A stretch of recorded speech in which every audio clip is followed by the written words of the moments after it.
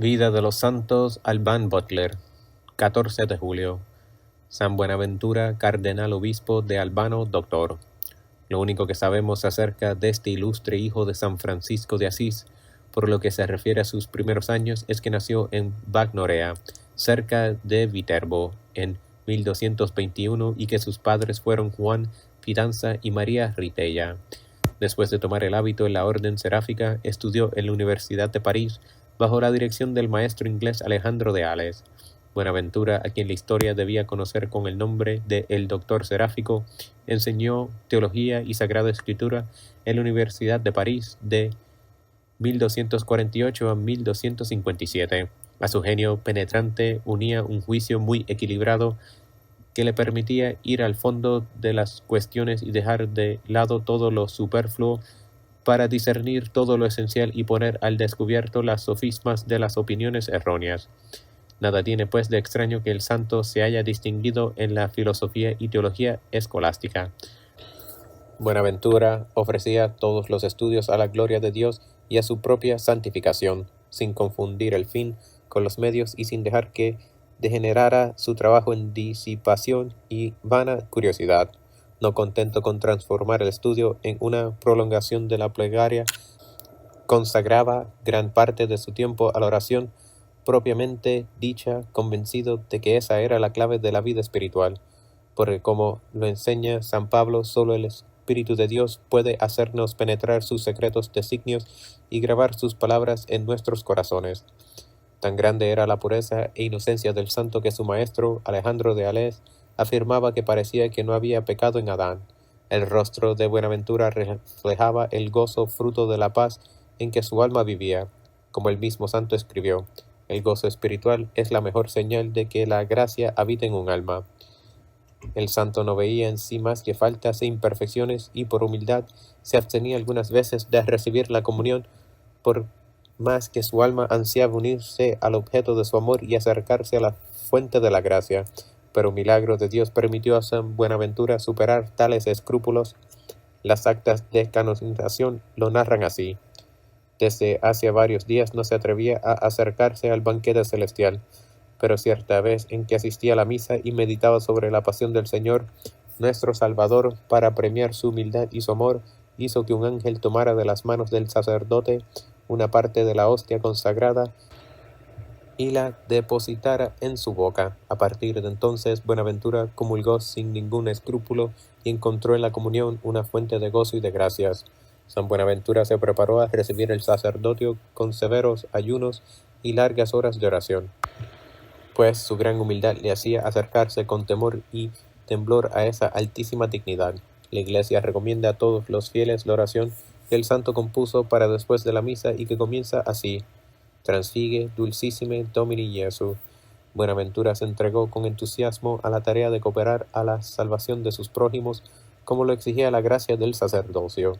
La energía con que predicaba la palabra de Dios encendía los corazones de sus oyentes. Cada una de sus palabras estaba dictada por un ardiente amor. Durante los años que pasó en París, compuso una de sus obras más conocidas, el comentario sobre las sentencias de Pedro Lombardo, que constituye una verdadera suma de teología escolástica. El Papa Sixto IV, refiriéndose a esta obra, dijo que la manera como se expresa sobre la teología indica que el Espíritu Santo hablaba por su boca.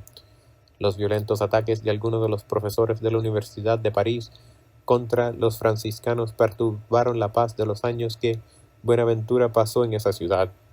Tales ataques se debían en gran parte a la envidia que provocaban los éxitos pastorales y académicos de los hijos de San Francisco, y que la santa vida de los frailes resultaba un reproche constante a la mundana existencia de otros profesores.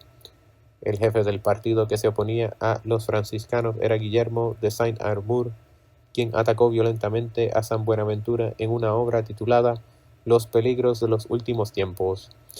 Este tuvo que suspender sus clases durante algún tiempo y contestó a los ataques con un tratado sobre la pobreza evangélica con el título de Sobre la pobreza de Cristo. El Papa Alejandro IV nombró a una comisión de cardenales para que examinasen el asunto en Anaheim, con el resultado de que fue quemado públicamente el libro de Guillermo de Saint-Amour. fueron devueltas sus cátedras a los hijos de San Francisco y fue ordenado el silencio a sus enemigos. Un año más tarde, en 1257, San Buenaventura y Santo Tomás de Aquino recibieron juntos el título de doctores. San Buenaventura escribió un tratado sobre la vida de perfección destinado a la beata Isabel, hermana de San Luis de Francia, y a las clarisas pobres del convento de Longchamps. Otras de sus principales obras místicas son el Soliloquio y el Tratado sobre el Triple Camino. Es conmovedor el amor que respira cada una de las palabras de San Buenaventura. Gerson, el erudito y devoto canciller de la Universidad de París, escribe a propósito de sus obras: a mi modo de ver, entre todos los doctores católicos, Eustaquio, porque así podemos traducir el nombre de Buenaventura, es el que más ilustra la inteligencia y enciende al mismo tiempo el corazón. En particular, el Breviloquium y el Itinerarium Mentis in Deum están compuestos con tanto arte, fuerza y concisión que ningún otro escrito puede aventajarlos. Y en otro libro comenta: me parece que las obras de Buenaventura son las más aptas para la instrucción de los fieles por su solidez, ortodoxia y espíritu de devoción. Buenaventura se guarda cuanto puede de los vanos adornos y no trata de cuestiones de lógica o física ajenas a la materia. No existe doctrina más sublime, más divina y más religiosa que la suya. Estas palabras se aplican sobre todo a los tratados espirituales que reproducen sus meditaciones frecuentes sobre las delicias del cielo y sus esfuerzos por despertar en los cristianos el mismo deseo de la gloria que a él le animaba. Como dice en su escrito: Dios, todos los espíritus gloriosos y toda la familia del Rey Celestial nos esperan y desean que vayamos a reunirnos con ellos. Es imposible que no se anhele ser admitido en tan dulce compañía. Pero quien en este valle de lágrimas no haya tratado de vivir con el deseo del cielo, elevándose constantemente sobre las cosas visibles, tendrá vergüenza al comparecer a la presencia de la corte celestial. Según el santo, la perfección cristiana, más que en el heroísmo de la vida religiosa, consiste en hacer bien las acciones más ordinarias. He aquí sus propias palabras: la perfección del cristianismo consiste en hacer perfectamente las cosas ordinarias.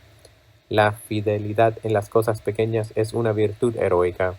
En efecto, tal fidelidad constituye una constante crucifixión del amor propio, un sacrificio total de la libertad del tiempo y de los afectos, y por ello mismo establece el reino de la gracia en el alma. El mejor ejemplo que puede darse de la estima en que San Buenaventura tenía la fidelidad en las cosas pequeñas es la anécdota que se cuenta de él y del beato Gil de Asís. En 1257 Buenaventura fue elegido superior general de los frailes menores. No había cumplido aún los 36 años y la orden estaba desgarrada por la división entre los que predicaban una severidad inflexible y los que pedían que se mitigase la regla original. Naturalmente, entre esos dos extremos se sitúan todas las otras interpretaciones, los más rigoristas, a los que se conocía con el nombre de los espirituales. Habían caído en el error y en la desobediencia, con lo cual habían dado armas a los enemigos de la orden en la Universidad de París. El joven superior general escribió una carta a todos los provinciales para exigirles la perfecta observancia de las reglas y la reforma de los relajados, pero sin caer en los excesos de los espirituales. El primero de los 5 capítulos generales que presidió San Buenaventura se reunió en Narbona en 1260. Ahí presentó una serie de declaraciones de las reglas que fueron adoptadas y ejercieron gran influencia sobre la vida de la orden, pero no lograron aplacar a los rigoristas. A instancias de los miembros del capítulo, San Buenaventura empezó a escribir la vida de San Francisco de Asís. La manera como llevó a cabo esa tarea muestra que estaba empapado de las virtudes del santo sobre el cual escribía.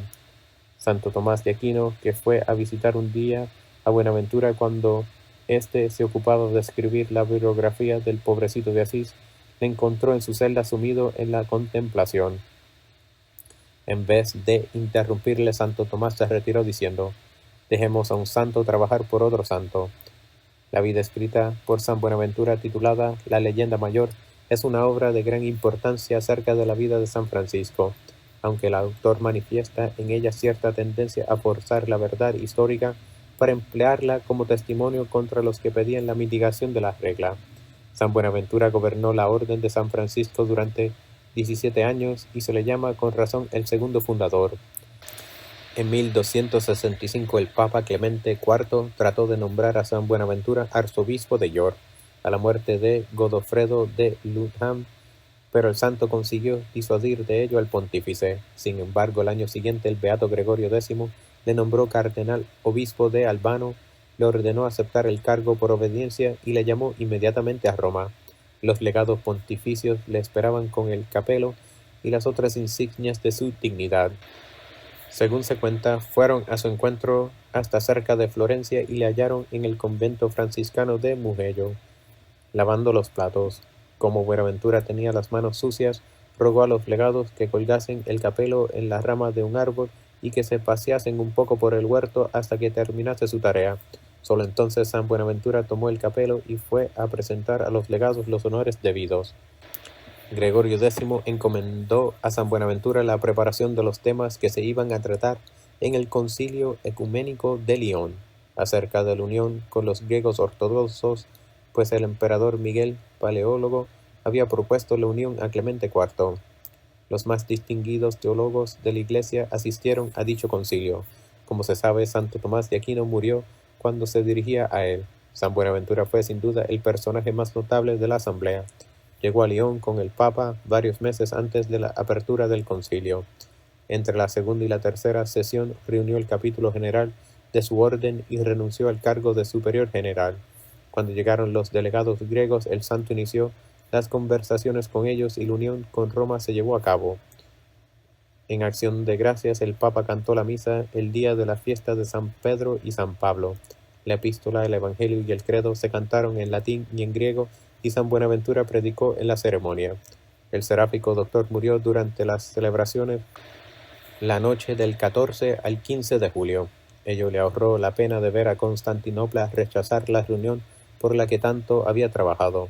Pedro de Tarantaise, el dominico, que ciñó más tarde la tiara pontificia con el nombre de Inocencio V, predicó el panegírico de San Buenaventura y dijo en él: cuantos conocieron a Buenaventura le respetaron y le amaron. Bastaba simplemente con oírle predicar para sentirse movido a tomarle por consejero, porque era un hombre afable, cortés, humilde, cariñoso, compasivo, prudente, casto y adornado de todas las virtudes. Se cuenta que, como superior general, fue un día a visitar el convento de Foligno. Cierto frailecillo tenía muchas ganas de hablar con él, pero era demasiado humilde y tímido para atreverse. Pero en cuanto partió San Buenaventura, el frailecillo cayó en la cuenta de la oportunidad que había perdido y echó a correr tras él, y le rogó que le escuchase un instante. El santo accedió inmediatamente y tuvo una larga conversación con él a la vera del camino. Cuando el frailecillo partió de vuelta al convento, lleno de consuelo, San Buenaventura observó ciertas muestras de impaciencia entre los miembros de su comitiva, y le dijo sonriendo: hermanos míos, perdonadme, pero tenía que cumplir con mi deber, porque soy a la vez superior y siervo, y ese frailecillo es a la vez mi hermano y mi amo. La regla nos dice: los superiores deben recibir a los hermanos con caridad y bondad, y portarse con ellos como si fuesen sus siervos, porque los superiores son, en verdad, los siervos de todos los hermanos. Así pues, como superior y siervo, estaba yo obligado a ponerme a la disposición de ese frailecillo, que es mi amo, y a tratar de ayudarle lo mejor posible en sus necesidades. Tal era el espíritu con que el santo gobernaba su orden. Cuando se le había confiado el cargo de superior general, pronunció estas palabras: conozco perfectamente mi incapacidad, pero también sé cuán duro es dar coces contra el aguijón. Así pues, a pesar de mi poca inteligencia, de mi falta de experiencia en los negocios y de la repugnancia que siento por el cargo, no quiero seguir opuesto al deseo de mi familia religiosa y a la orden del sumo pontífice, porque temo oponerme con ello a la voluntad de Dios. Por consiguiente, tomaré sobre mis débiles hombros esa carga pesada, demasiado pesada para mí. Confío en que el cielo me ayudará y cuanto con la ayuda que todos vosotros podéis prestarme. Estas dos citas revelan la sencillez, la humildad y la caridad que caracterizaban a San Buenaventura, y aunque no hubiese pertenecido a la orden seráfica, habría merecido el título de doctor seráfico por las virtudes angélicas que realzaban su saber. Fue canonizado en 1482 y declarado doctor de la Iglesia en 1588.